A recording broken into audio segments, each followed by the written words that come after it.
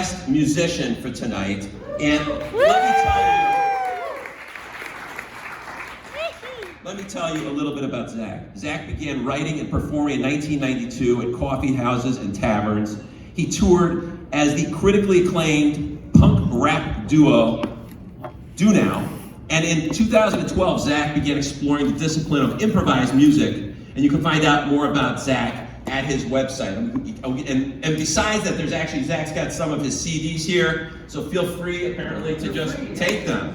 He just wants to spread the word, or if you want to give a donation, that's fine too. But, so what Zach's going to do after each story tonight is he is going to improvise a song based on that story. So we're going to listen and just enjoy, but Zach is actually going to be hard at work during that story, compiling, putting together an improvised song. I've seen this here a couple months ago at Story Serenade, and it's just a fabulous concept, so I think you're going to really enjoy that as well.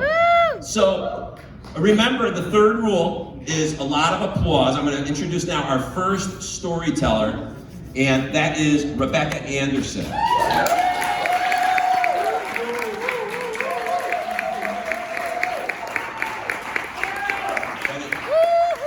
That was really, really good applause. That was exactly what we're looking for. So Rebecca Anderson is a co-pastor at two Chicago churches, Bethany UCC in Ravenswood, and Gilead, a queer storytelling bar church on Chicago's north side that she started from scratch with a colleague.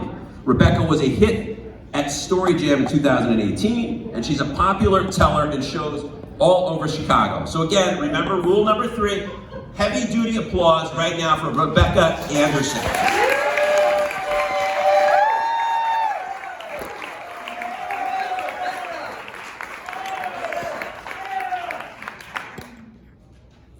I think it was the dog that pushed me over the edge. It wasn't the dog, it was their response to the dog. I don't blame the dog in any way, mostly I take responsibility for it.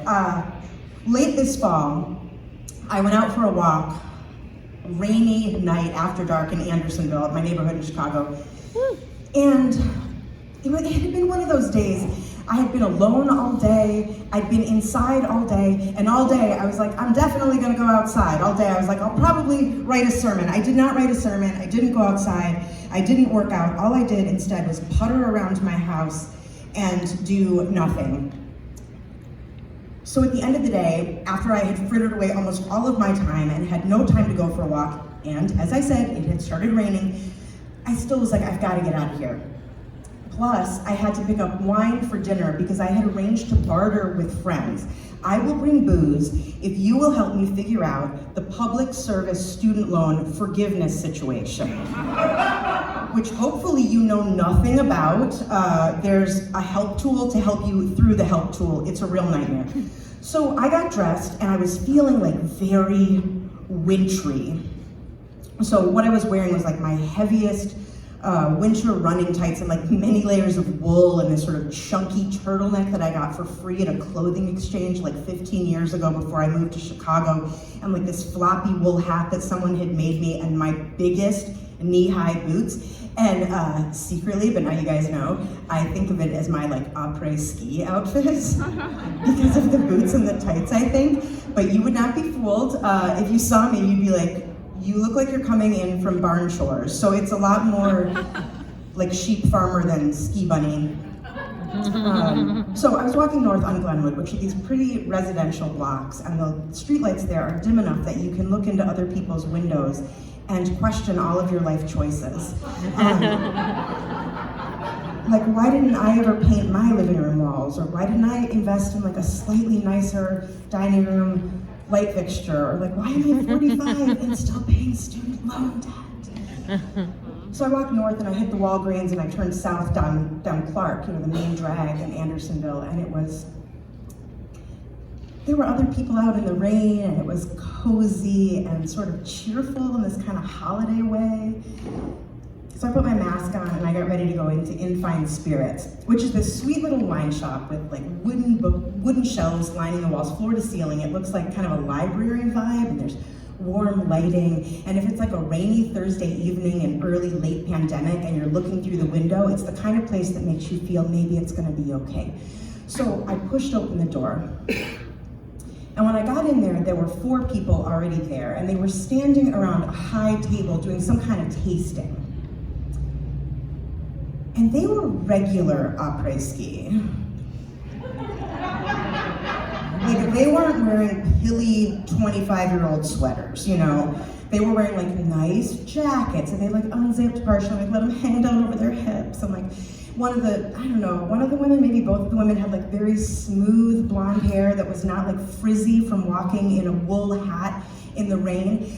I didn't mention that although I felt it was like winter in my heart, it was like 50 degrees out. So I was like sweating my balls off by the time I got to the wine shop. And I was like all kind of like disheveled and like stumbled in from the street. So they didn't look like that. They didn't look like they'd stumbled in from their life circumstances. And they were, they just had their act together. They were all very tall, like I would say, like maybe like 7 feet tall. They were all 7 feet tall and very like willowy. I don't know if I'd say willowy. You would not call any of them haunchy. Like that wouldn't be a mistake you would make. And the only one who was facing me when I came in the door was this guy, this tall guy with this like tan, like chiseled-ish face, and he was looking in my direction as I came in the door.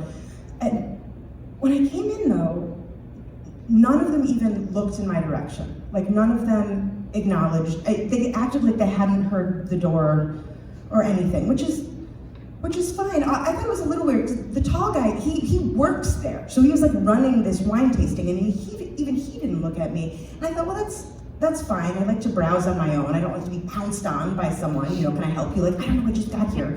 And I didn't want to talk about wines, and I didn't want to talk about like what wine pairs with student debt and that kind of thing. So I was mostly happy to be left alone. But it's this like small, cozy little shop, and I was having this sort of holiday rainy night, like goodwill toward all people kind of feeling, and I wanted it to be like reciprocal. God damn it, you know? So like, look at me, I'm a person. And they didn't. So I was circling the $13 shelf, and they were continuing with their tasting, and this guy said something kind of like knowledgeable sounding or blowhard sounding or whatever, and it was about like, are they gonna have another, you know, try the next thing, you know, taste the next thing, and one of the women was like, oh my God, we are getting tipsy tonight! And I was like, that seems right. Yeah, it does. So I kept shopping, and I had a shopping bag with me, and yes, it's like an old ratty stained shopping bag with like coffee and dirt on it, but I looked like a consumer. You know, I was gonna buy wine, and I thought, man, this guy is really not gonna look up and acknowledge me. And okay. The door opened again, and into this small shop came another man with a dog, a big dog, like a husky-looking dog. And the wine tasters, they heard the door, they noticed the dog, they lost their goddamn minds. Oh my God, look at you! Coming in out of the rain.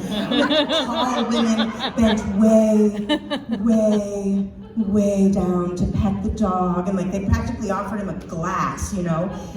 And the dog was cute. He had like raindrops in his little disheveled hair, but like so did I, you know, and no one, so. Here's the thing, in case you're like worried that I don't know this, I do. I know that consumerism is a lie. I know that consumerism is a lie that tells us we're not enough, but if we participate in it, maybe we'll be enough, you know, like with a nicer bottle of wine or a nicer dining room lighting fixture, or like rain gear that's made for the rain. Maybe then like tall, attractive people will acknowledge us. And I know that's all a lie, but it's a contagious lie, and obviously I had caught it. So I don't blame the dog, but I do think that moved me in this direction, because about that time I started to think, this is ridiculous. This place prides itself on customer service. I am a customer, I am a person, and I sort of like gather myself, I'm like picking the wines. And the dog, the people, the guy finally looked in my direction and made eye contact. And I like gathered all the little parts of my personality together and smiled broadly. It's like not that hard, I'm not trying to pick him up, you know, I'm just trying to like be acknowledged as a human being. And I said, how you doing? Except maybe it kind of came out like, how you doing?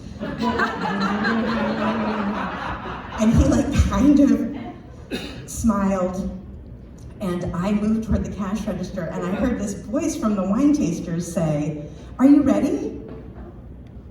And it wasn't the guy's voice, it wasn't a guy's voice. From behind the tall wine tasters stepped out a short woman, shorter than me, with curly hair and cute glasses, and I immediately understood what had happened, which is that she was the person working at In Fine Spirits that night.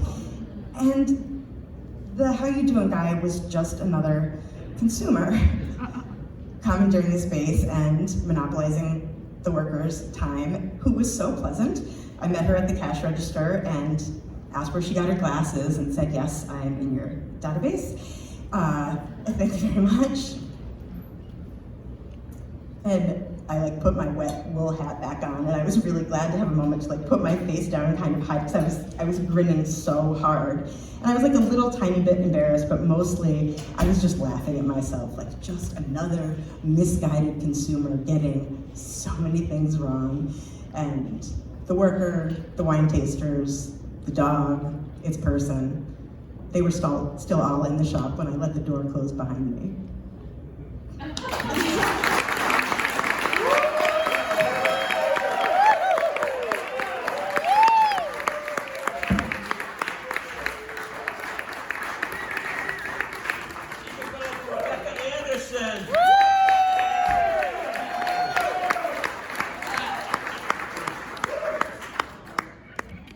I've always wanted to do this. You see rock stars always doing this, and comedians and stuff, and they do this. And I've always wanted that feeling of reaching down here and talking and doing the thing. You have a song for us, I'm guessing.